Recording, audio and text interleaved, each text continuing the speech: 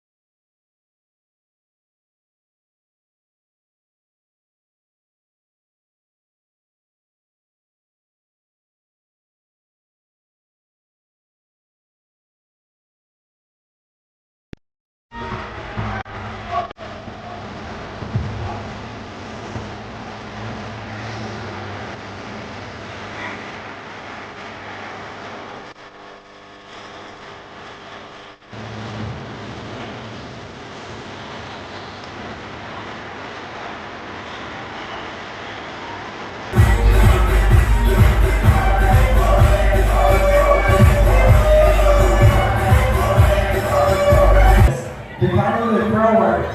Candidate number 10, Miss Venezuela.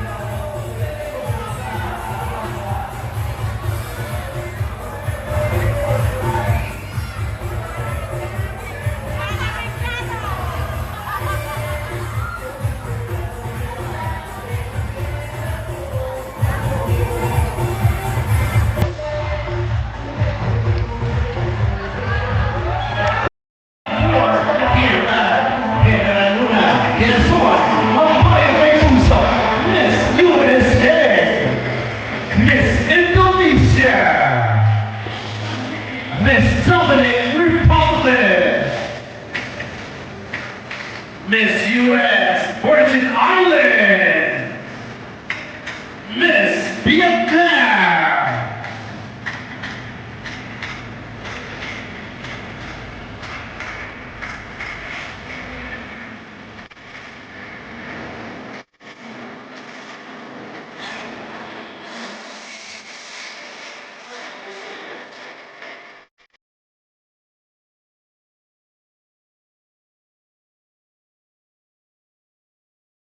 once again, Miss Vietnam,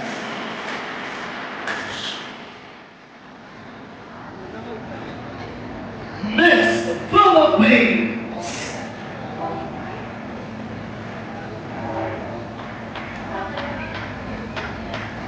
Miss Nicaragua,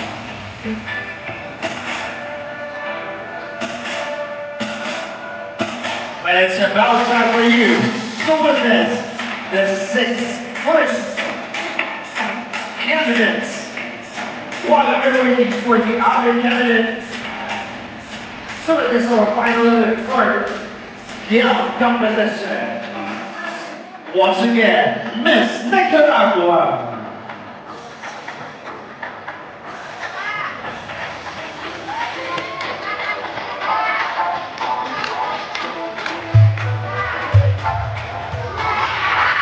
Miss Butler.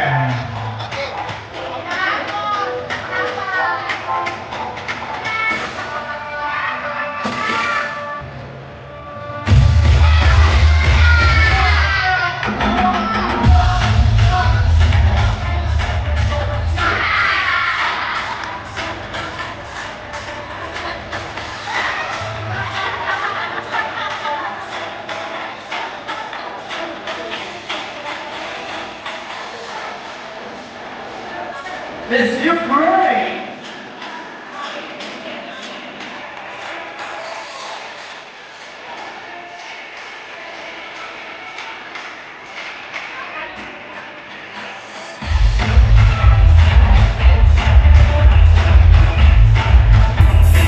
And Miss Venezuela.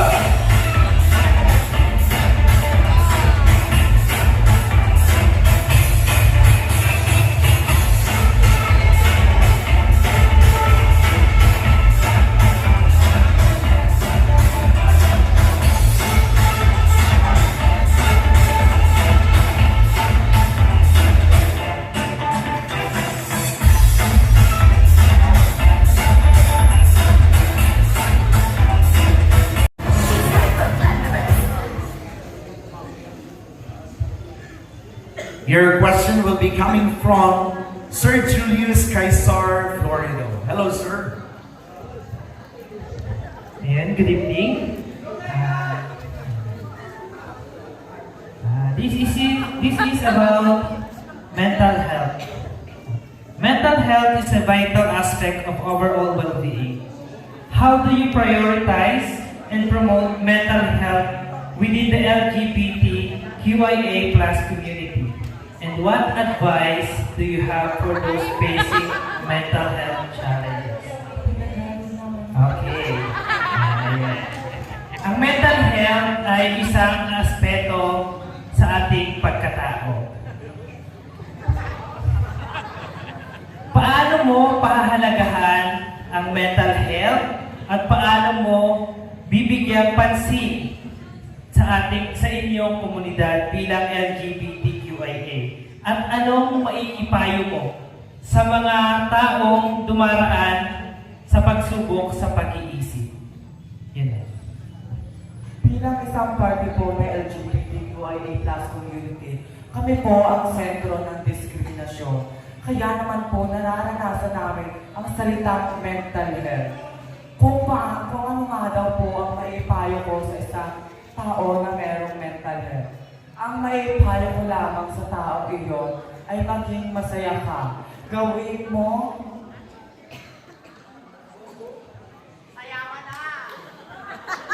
maging masaya ka kung ano ang iyong ginagawa at huwag kang magpaapi sa iba.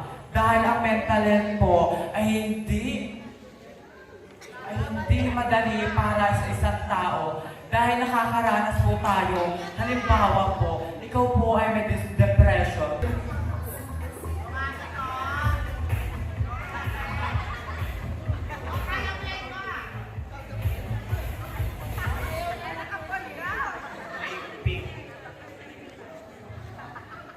Number 5. Good evening, contestant Number 2. number 2.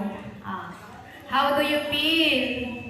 I'm not gonna lie that question and answer is kind of hard for me, even though I graduated at AB Communication. There is a kind of stigma na pag communication ka, you are so madaldal, easy to speak to everyone, but it's not easy.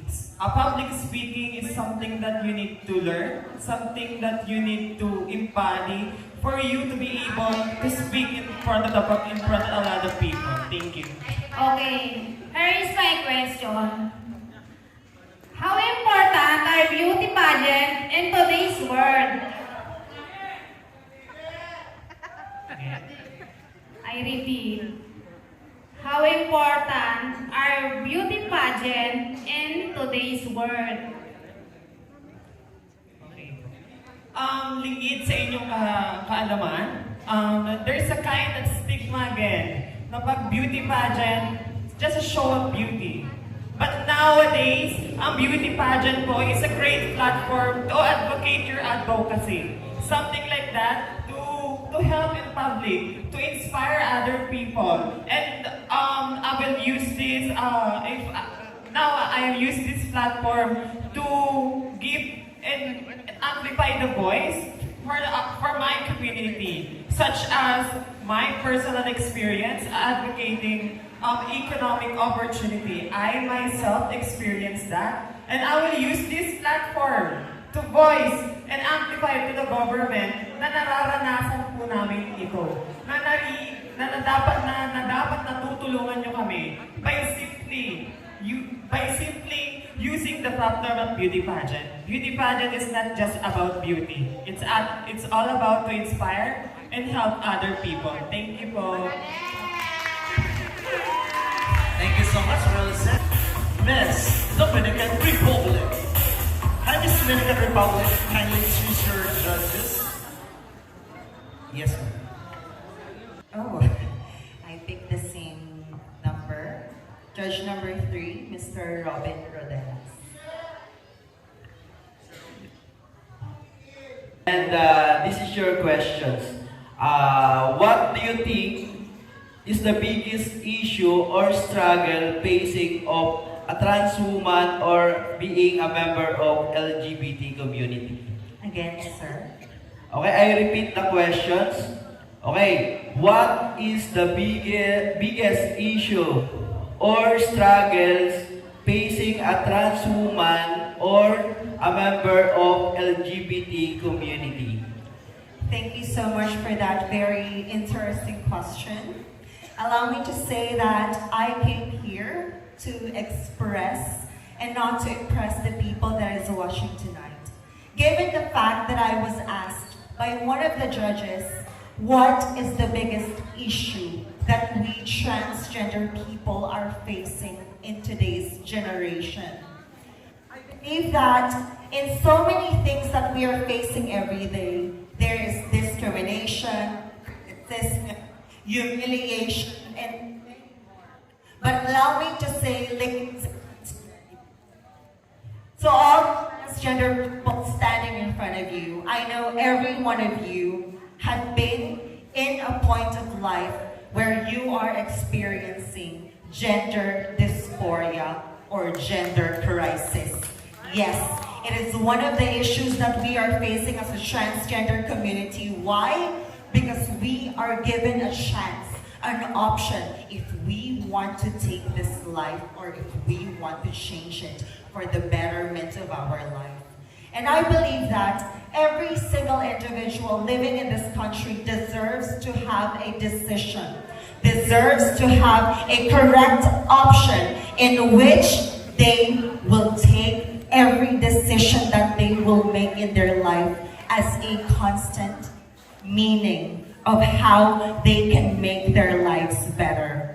And to the panel board of judges, I know that you are not yet familiar of what we call gender dysphoria or gender crisis. But as candidate number 3, as a representative of Dominican Republic, I can say that I have faced gender dysphoria and it is not easy. So for every one of you to know, we should always accept what is inside our heart. Because no matter what happened, everything you see in your naked eye is not important. Because what you see from the outside is just the physical facade. But what is important is the golden heart that you can share as part of this humanity. Thank you so much. Thank you so much. Well said. Magandang umaga, candidate number 4. Good morning, ma'am. Kung papipiliin ka sa pagitan ng bobo na maganda o pangit, na matalino, ano ang pipiliin mo at bakit? Please, ma'am, repeat the question. Kung papipiliin ka sa pagitan ng bobo na maganda o pangit, na matalino, ano ang pipiliin mo at bakit? Good morning, everyone. As you can see tonight, is someone who was discriminated and criticized by the long time because I am not fit to the standard of beauty by the other people. And I would rather choose na maging pangit pero may utak. Why do I say so, ladies and gentlemen? Ang kagandahan, lumilipas yan. Hindi mo magagamit sa pagkuha ng trabaho yan. Ngunit ang katalinuhan, kung matalino kang tao at kaya mo mag-ambag sa ekonomiya ng ating bayan, naniniwala ako, doon pa lang panalo ka na, doon pa lang maganda ka na, at doon pa lang tatatak ka sa puso ng sino man. That is why I am here standing in front of you, showing you that beauty is not always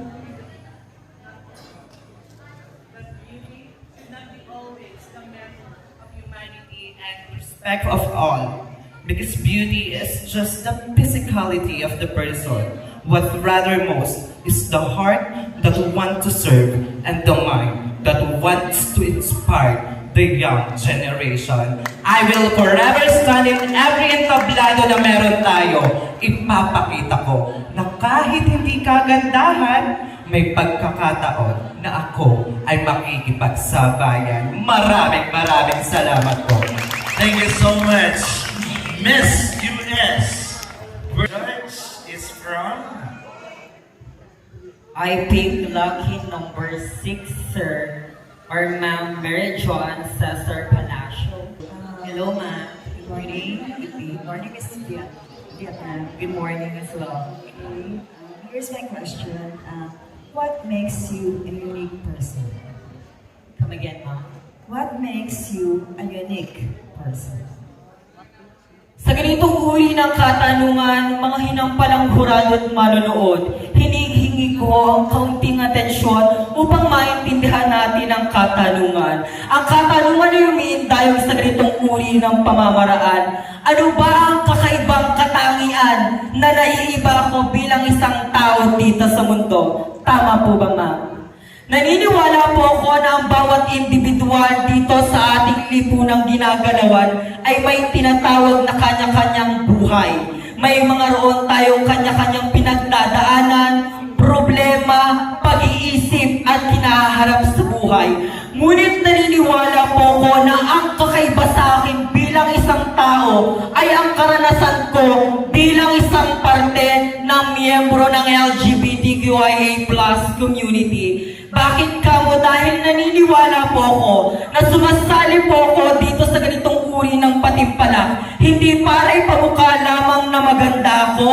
Gusto ko lamang makakuha ng tinatawag na entertainment to make my name famous.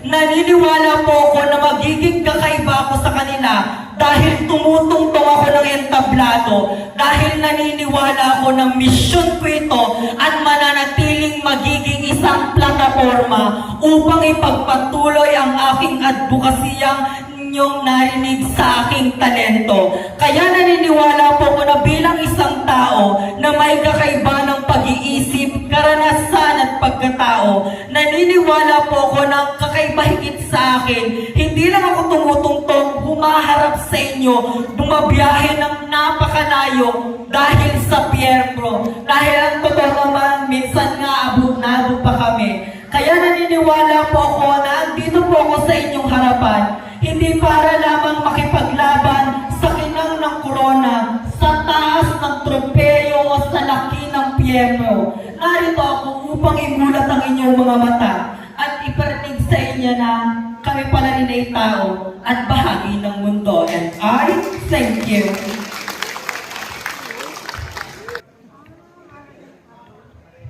Hello, ma'am. My question is, if you will be crowned to be Miss Universe Bagong Ilaya tonight, or after this pageant, what value or values would you like to instill to those people who continue to discriminate the member of LGBTQ plus community? Again, if you will be crowned as Miss Universe Bagong Ilaya tonight, after this pageant, what value or values would you like to instill to those people who continue to discriminate the member of LGBTQ plus community? Thank you, ma'am. As a part of the LGBTQA plus community member and as a part of the rainbow community who have always experienced to be judged, criticized, and bullied. Kaya po ako sumali sa ganitong uri ng patimpalak. Kahit man po ako'y mahiyain, sumali po ako upang patunayan ang aking sarili. I-prove ang aking sarili at ipakita kung ano ang kaya ko at kung ano ang talento ko. Because I always believe na kahit ano man pong mangyari, kahit ano man pong problema o hamon ng buhay, bilang isang LGBTQA plus community member, patuloy po akong lalaban, patuloy po kaming lalaban at isasagisag ang bandera ng rainbow. At para po sa akin, naniniwala po ako na I am a woman that's a source of hope, source of inspiration to the true power of beauty that is felt with the kindness of our heart and with the sincerity of our loving action. And today, let me stand here today to be a power of strength, a pillar of hope, and a champion of purpose. Thank you so much and mabuhay. Maraming salamat po. Thank you, contestant number 7. Hello po! Magandang umaga na po sa inyong lahat. Lasal na po ako. Ano gusto mong tanong? English, Tagalog? Tagalog na lang. Kasi nga hindi ako maalam ang English, my God. Eto.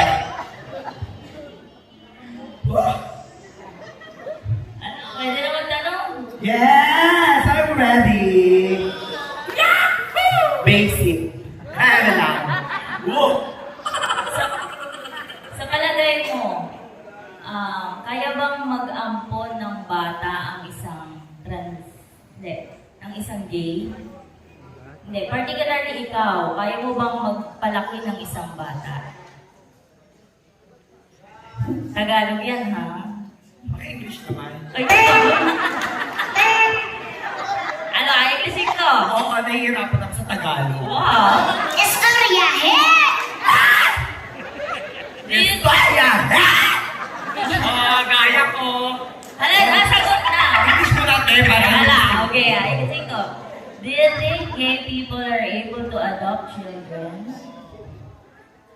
Tagalog ulit. Ay, naman. Tagalog ulit. Sa palagay mo, pwede bang magpalaki ng bata o kaya bang magpalaki ng bata ang isang gay?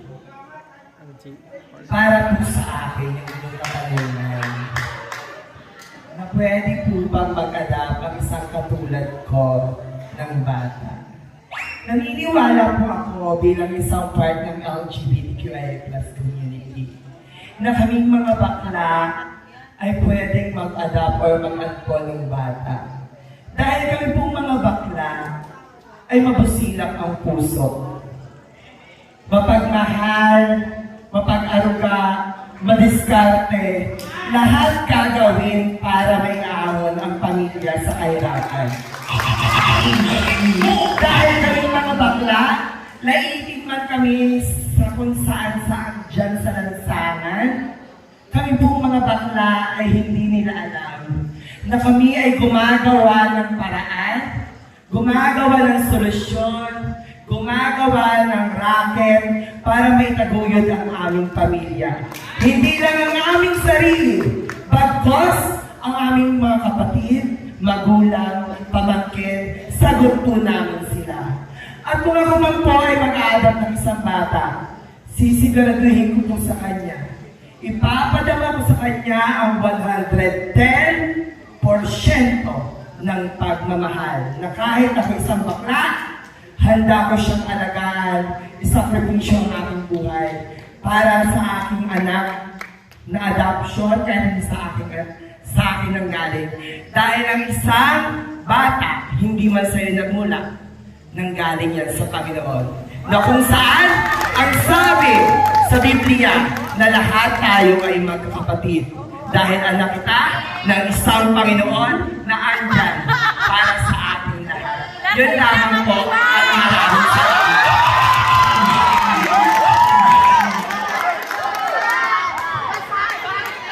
Thank you so much. Thailand. Hello, Miss Silent. Hello, sir.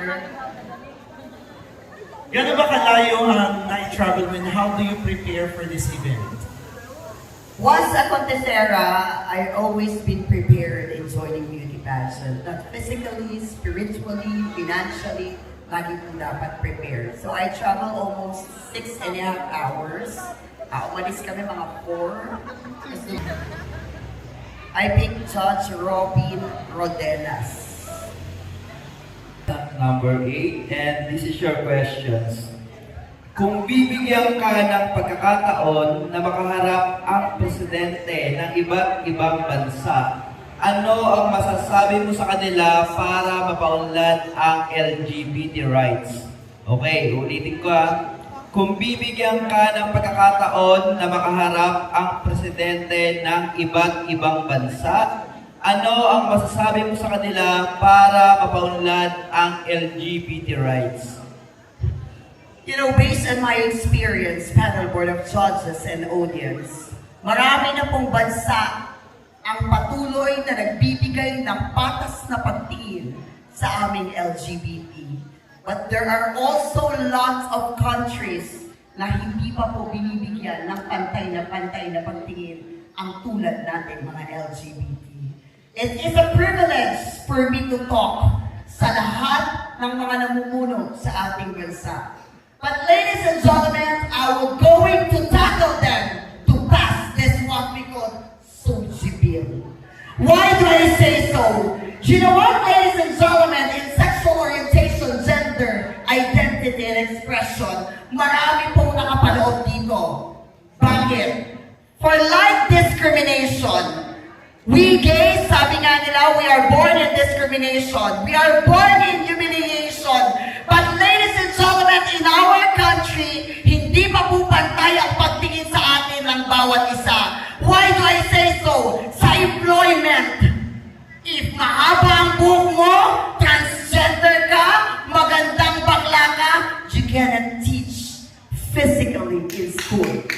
Kapag transgender ka, kapag malaki yung higaw mo, kapag hindi nila gusto ang suot mo, hindi ka magtatrabaho sa kumpanya dahil ang tinitingnan nila sa unang pagkakataon is not the performance or not the qualities or characteristics. They are looking physical appearance. So ladies and gentlemen, isa lamang pong sasabihin ko sa lahat ng namumuno. Why don't we give the fair understanding to each and every single individual? Whether you are a man, whether you are a woman or the part of the LGBT, mapagtatagumpayan ng LGBT ang acceptance, mapagtatagumpayan ng LGBT ang pagtanggap ng bawat isa kung ang gobyerno mismo pinuprotektahan tayo. I always believe, ladies and gentlemen, in this time, gagawin ko pong makapangyarihan ng mikropono. Maraming nagbi-video, maraming nakakaparinig. Hindi po namin hinihingi ang respeto ng bawat isa. Hindi po namin hinihingi ang pagtanggap ng bawat isa. Ang hinihingi po namin ay ang pagtay na pagtrato sa amin bilang isang tao. So ladies and gentlemen, in this moment of time, if definitely all the world leaders will definitely hear me at bibigyan nila ng pantay na pagtingin ang bawat isang LGBT, not the woman, not the man. The LGBT will also be empowered. Thank you so much. Thank you so much. You're great. Hi, Miss Ukraine. Hindi ka ba apektado ng kaguluhan sa inyong bansa? Hello po. Hi, good evening, ma'am. Good morning. Hi, good morning to me. Sorry. Are you aware of the controversy about Pura Luca Vega? Yes. What are your thoughts about it? Did he really disrespect our religion, the Roman Catholics, or did he just express his religion or his Art. Is that the question? Yes. Thank you so much, ma'am, for that wonderful and timely question. You know what, first and foremost, the first thing that we have to tackle is about educating people about drug community. When we say drug community, those are the people who are expressing themselves freely without any limitations. And Pura Luca Vega is a drag queen. He or she is a well-known drag queen, not only here in the Philippines. He expresses his art through doing such a thing and acting like our Lord Jesus Christ. But I believe since we are 80% Roman Catholic here in the Philippines, one step towards this kind of disrespect to our religions should always reiterate the importance of what the young generation would think. Because the things that we are doing as the elderly and the pioneer of the society that we are in will soon be re-echoed by the youth of the generation. And if that disrespect would end now, we will face a brighter future where the young ones knows how to use boundaries and limitations. And above all, there is respect that can be given to people surround them. Good evening. No punchline, pure answer.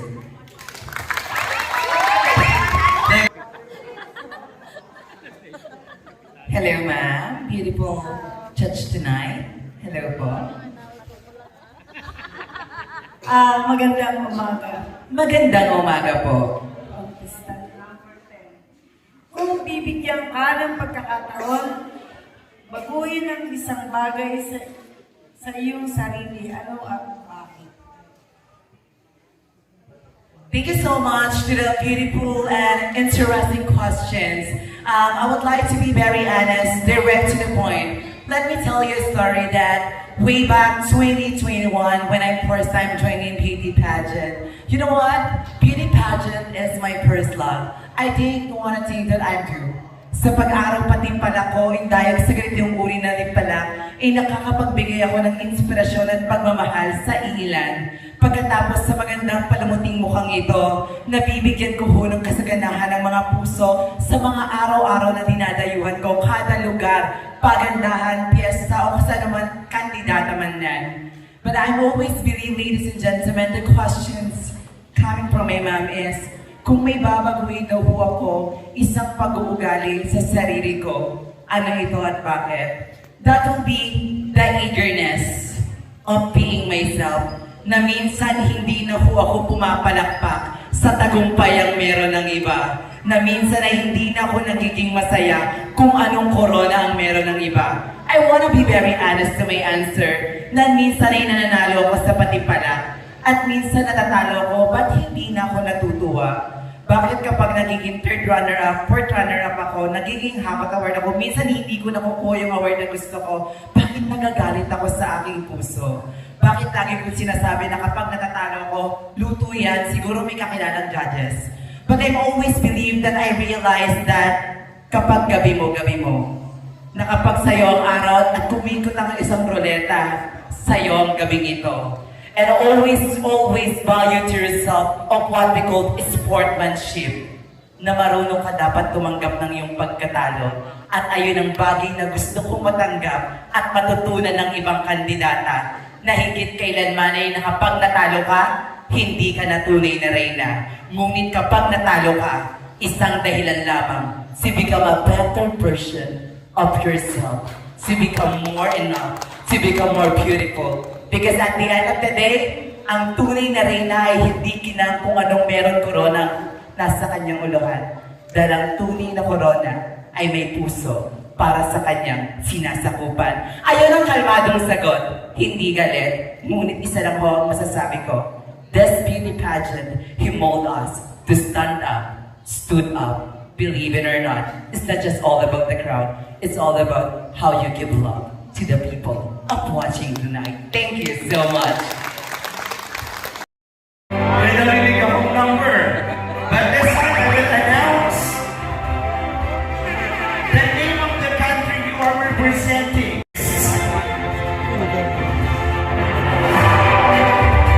Miss Ukraine!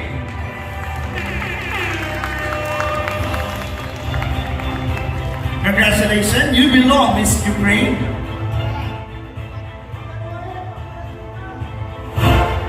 Miss Vietnam!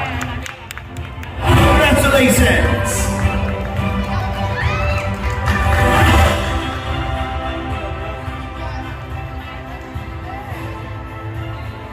Miss Dominican Republic!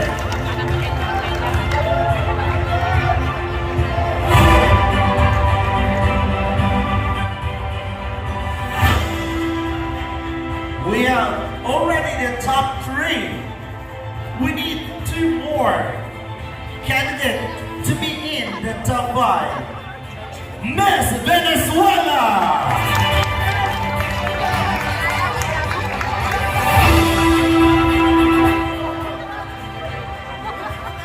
And before we reach the complete top 5, we would like to say thank you to all our candidates who will not compete for this final 5.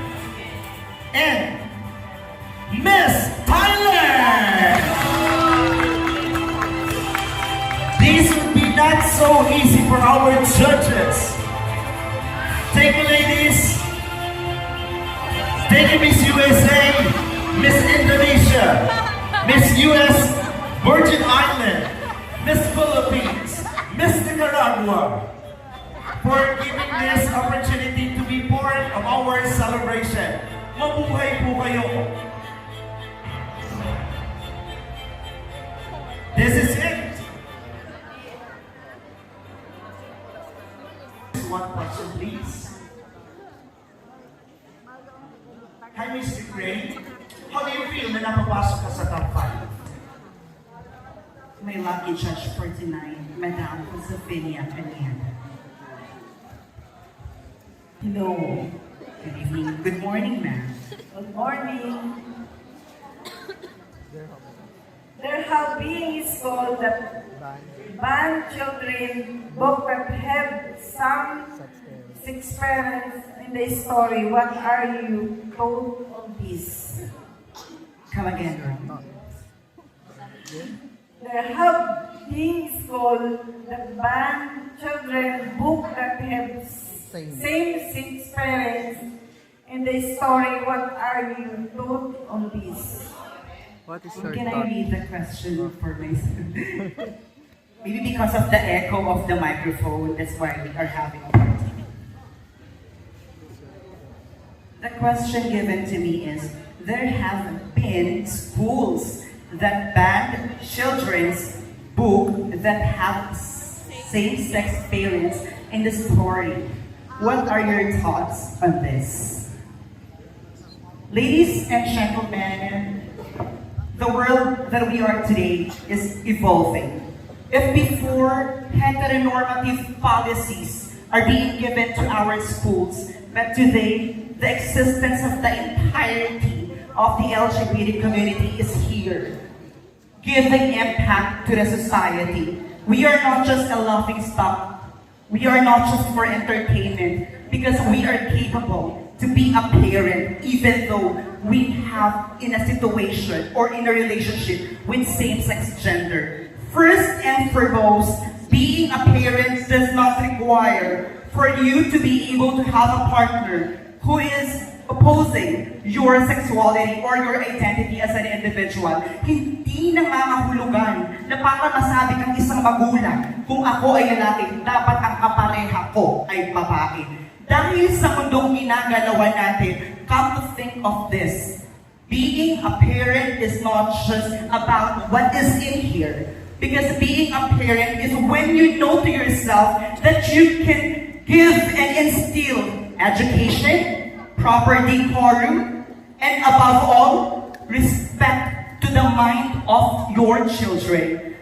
First and foremost, I would like to reiterate, most especially to the people of today, most especially to the audiences tonight, that it doesn't necessarily mean that when you are part of LGBT community, you do not have the power to love unconditionally, the power to give care to the people whom you love, and the power to understand what is in this world. Because ma'am, human is very diverse. And as long as you are not stepping on someone else's rights and privileges, you deserve a life that people should recognize and not question. And above all, you deserve to be a parent, regardless of your gender identity and gender expression. No more, no less. Ma'am, if you are having too much extension of the question, I am always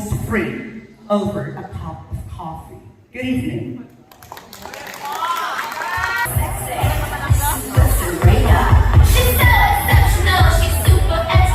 Miss Vietnam, please pick your judge, ask you.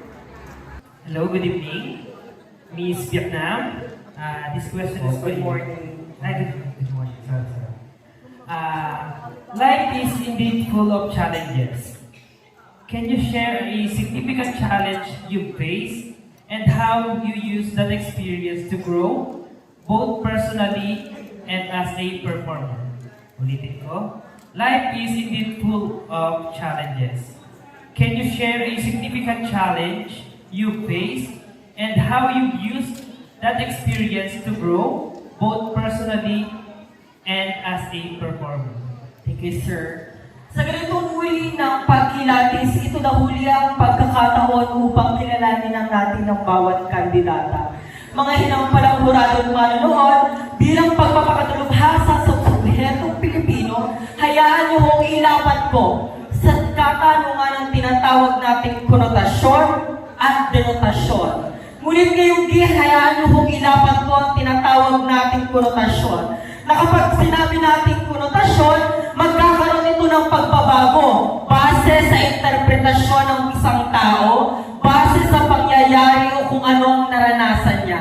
Bilang katanungan, ano daw ho ang isa sa pinakamahirap na problema na kinarap ko bilang isang individual dito sa mundo? At paano ito ginamit upang maging mas malakas na tao at hanggang mabuhay sa kasalukuyan?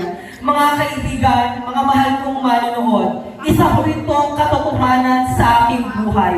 Wala na ho ako sa tahanan ng aking ama't ina. At nais ko lamang pong ibahagi ang istorya na alam naman natin na makikita nyo sa social media na tatay ko, pulis. And syempre, kaakibat nito yung tatay ko, if I'm not mistaken, 60 plus na siya ngayon. And kung babalik tayo sa nakaraan, alam naman natin na sarado pa rin yung isip nila pagdating sa LGBT or bakla. Lalong-lalo na kapag ikaw ay pulis, ikaw ay titingnan bilang isang maton. At kapag may anak kang isang lalaki, alam mo na isusunod mo yung apelyido at profesyon mo bilang isang pulis. Ngunit nagkaroon ako ng isang matikas, matapang at matipunong ama. Ang katotohanan nito, ako po bilang isang bata ay nakaranas ng pambubugbog, pang-alipusta, at dumating po kami sa punto ng buhay ko na nagpaabogado kami dahil hindi na tama yung ginagawa ng tatay ko. Siguro isa to sa pinakamasakit na naranasan o problema ko bilang isang tao dito sa mundo. Ito ho ay hindi ako tanggapin ng aking tatay sa kasarian na aking pinili. At nais ko lamang pong ibahagi ang kwento na sa araw na pinili ko po ang sexualidad na aking pinili bilang isang bakla dito sa mundo. Ito rin po ay ang problema, hamon na lalamunin ko na isang damakmak sa lipunan, sa aking magulang at sa kung ano paman. Ngunit naniniwala po ako ng problemang ito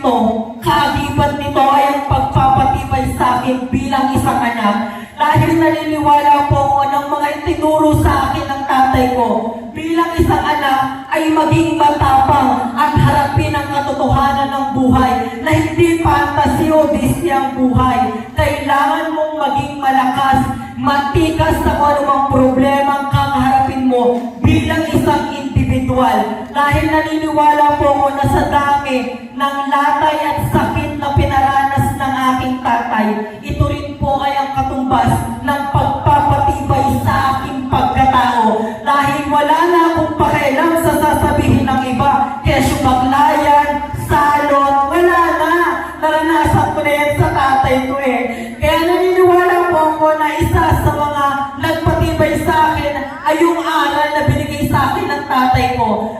Ano pa man, maaaring makarating to sa tatay ko dahil may mga nag-video, dahil malawak ng social media, tanggapin natin yan. Siguro, nais ko rin sabihin sa tatay ko na pinatawag ko na siya dahil balik-baliktarin man natin ang mundo. Tatay ko yan eh. Dugot naman ko yan at minsan naging kadugtong at magkasama kami sa isang tahanan.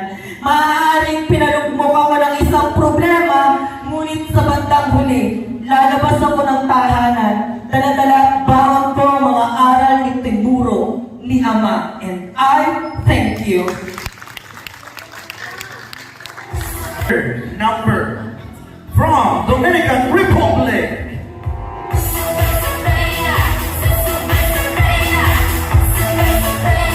Hello, ma'am.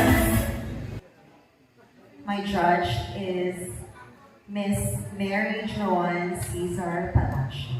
Good morning, ma'am. Here's my question. What makes you stand out from the other contestants? Again, ma'am. What makes you stand out from the other contestants? Thank you so much. I would like to repeat what I have said earlier. I came here to express and not to impress the people that is watching tonight. Every girl you see in this very beautiful stage came here to offer their unique individual traits and undergo different types of hurdles to bring nothing but the best versions of themselves for this show tonight.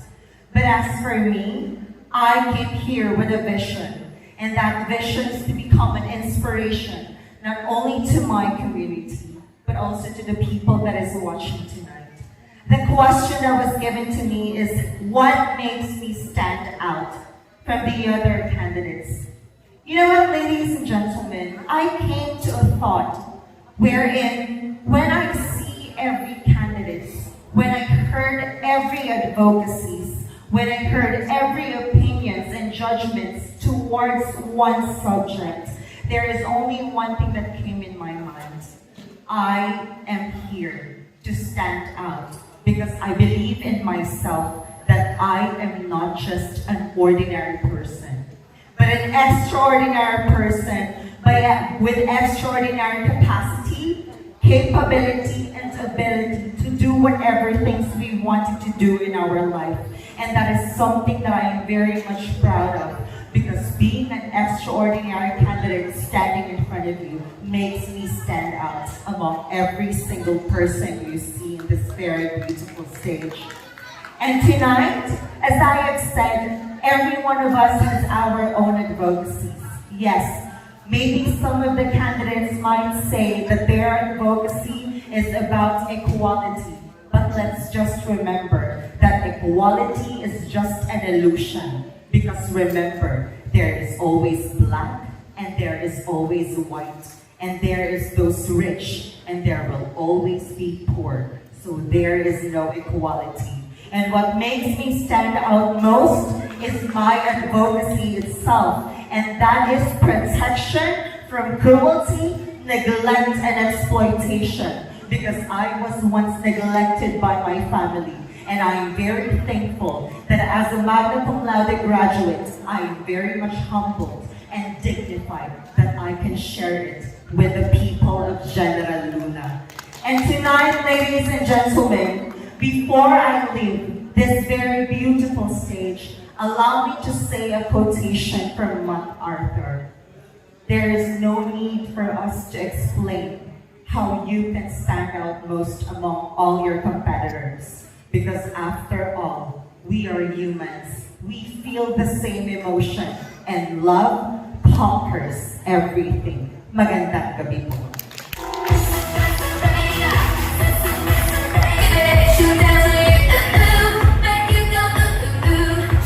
Venezuela, kindly. Venezuela, and this is your questions. Wait, what advice would you give to someone struggling with coming out? Okay, I repeat. What advice would you give to someone struggling with coming out? Thank you so much to the beautiful and interesting questions. Can I add that attention of the panel board of judges? Okay, since I am the part one to answer the question, allow me to say that in every question, there will always be a perfect answer that we can give to that question. But as far as I know, you don't need to be too much perfect just to convince the panel board of I guess that is the most beautiful answer that we can offer to each and every single of us. Dahil ako magiging isang buhay na patotoo na ang pinakamagandang sagot ay hindi manggagaling dito. At hayaan niyo po manggaling sa aking puso. You know what? What is the most advice that who are experiencing struggling to come out of herself? May I correct, sir? Thank you. Growing up that I didn't know my identity as a person, my mother told me that they have a two gender. A male and a female. So it's really hard to come out in my own shell that I'm part of LGBT. Kasi akala ko po ako ay isang babae na nakakulong sa katawan ng isang lalaki. And as time goes by, I realized joining beauty pageant, I join a lot, I work a lot, and I work hard in everything that I do. But if I were given a chance to talk a child who are really struggling on the sexuality that they have, isa lang po masasabi ko sa kanila, that there's no wrong of being who you are. There's no wrong of being part of LGBTQ community. You're beautiful, you are colorful, you are worthy, and you are the son of God. Walang ibang makakakita ng talento na meron ka kung magpapakatotoo ka at maniniwala ka sa sarili mo na higit kailanman ay hindi titignan ng kulay mahaghari kung ano ang nilalaman ng iyong puso. Ngunit tatanungin mo ang isang bata, maging matapang ka, maging matikas ka, because that person is the perfect example that's standing here in front of you na dating natakot, ilahat kung sino ako. But tonight, I am very humble to share na pinapalakpakan niyo ako, minamahal niyo ako, at uuwi kayo sa inyong tahanan at babaunin. Si Valenzuela pala ay isang baklang maganda, matalino, at hindi naging matakot kung anong ilahat, kung anong gusto't meron siya. Maraming mga magulang na hindi tanggap kung ano at sino ang kanilang mga anak dahil bakla sila. And hindi ko po sinisisi ang ilang magulang. Can you really imagine that, like one candidate says that, pulis yung tatay niya, sundalo yung tatay niya, kasi natatapakan yung dangal na meron sila, kasi tinatapakan yung ruwakan kung anong nararamdaman sila. But can you really imagine na minsan yung binugbog mo at hindi mo tinuring na isang anak, baka yan pang mag-alaga sa'yo kapag tumanda ka. Baka yan pang tumulong sa'yo habang naghihirap ka. Ma'am, this answer is very emotional to me because I've been suffered. And really hard to come out to my own mother. Hindi niya rin po ako tinanggap. Maswerte nga ang ilan, tinanggap ka ng iyong ama. Ako kahit ina ko, hindi ako tinanggap. But this beauty pageant who mold us to stand up, naging matapang ako. That kailanman, hindi man ako palakpakan ng inang ama ko, papalakpakan ako ng mga tao nasa harapan ko. Because tonight, ladies and gentlemen, at the end of the day, I've always believed that being best is something is the best, but being better is the wrong among the rest. Thank you so much.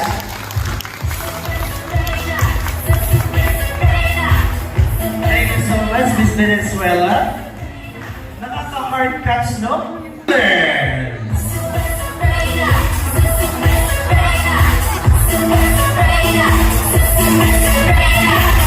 You always look gorgeous, pretty, and very pleasing. And now you may pick your jokes to ask you a question.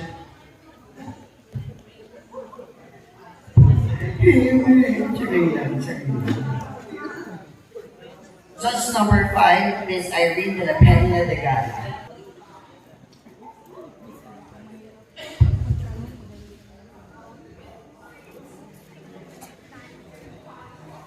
Good morning. Good morning, ma'am. The rest of the judges and the audience, good morning po. Okay, this is my questions. Do you believe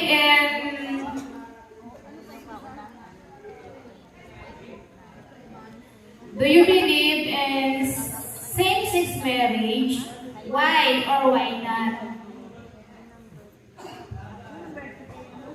Same-sex marriage. Yes. Good evening, ladies and gentlemen. We are now here at the question and answer portion. Always remember na hindi na po natin kailangan magbitaw ng mga kabisadong salita o anuman ginagamit lagi sa beauty pageant just to impress the panel board of judges. Because we are not here to express, we are not here to impress, but we are here to share our thoughts. Ladies and gentlemen, same-sex marriage. You know what? Bata pa lamang po ako, bakla na po ako. Lagi po akong sumasama sa ating nanay at tatay sa pag-aanak sa kasal. It is a dream for every individual na mairampa ang kanilang paa, papasok ng simbahan, manumpa sa harapan ng buong may kapal upang magkaroon ng pagtatalikala ng bawat isa at mabuo ang tinatawag nating pamilya. Ladies and gentlemen, for me, in my own opinion, base lamang po sa akin, I am not in favor of this what we call same-sex marriage. Why do I say so, ladies and gentlemen? I am a Roman Catholic gay and I believe in God and the reading of the Bible. Since elementary, lagi na pong tinuturo sa paaralan the 7 holy sacraments at nandun po ang tinatawag nating pagpapakasal. But I believe, ladies and gentlemen, there are 2 laws in this world. The law of man and the law of God. Sa batas ng ating simbahan, hindi pinapayagan ang dalawang kasarian na pagpapakasal at bibigyan ng basbas ng simbahan. Sa law naman ng tao, binibigyan na ito ng tinatawag nating basbas. But I firmly believe, ladies and gentlemen, as I respect my mother, as I respect my father, I am not in favor of same-sex marriage. Instead, marriage is not necessary if these 2 persons is sharing their tender love and care to that particular person. Hindi kinakailangan ng kasal. What we need is this what we call same-sex union. But I always believe, ladies and gentlemen, sabi nga po nila, 2 lalaki ikakasal, 2 babae ikakasal. Bakit? Anong gusto niyong magsama sa isang tahanan? Isang babae at isang lalaki na nagpapatayan, na nagatamay ang kanilang mga anak? O isang bakla at isang bakla na nagsasama at nagmamahal? Ladies and gentlemen, I always believe we are all united in this world. Tayong lahat may pangarap na ikasal. Ngunit lagi po natin tatandaan, we have this what we call limitations. May limitado po ang bawat galaw natin sa mundo. Huwag natin bastusin ang aral ng simbahan para sa sarili nating kasiyahan at kapakanan. Ladies and gentlemen, lagi po natin pakakatandaan, ang singsing, ang belo, ang kandila at basbas ng simbahan, tama ay kinakailangan, ngunit lagi natin pakakatandaan, bilang isang tao, tayo ay dapat sumunod sa aral ng Diyos at ng simbahan. For I always believe, ladies and gentlemen, in this Latin word, say my pen with myself, the Juito John Gracias, Fertutuelo, Fernando Fermin, whatever gender it may be, a man, a woman, or a member of the LGBT, what we need is share the love, because love conquers all. Thank you so much.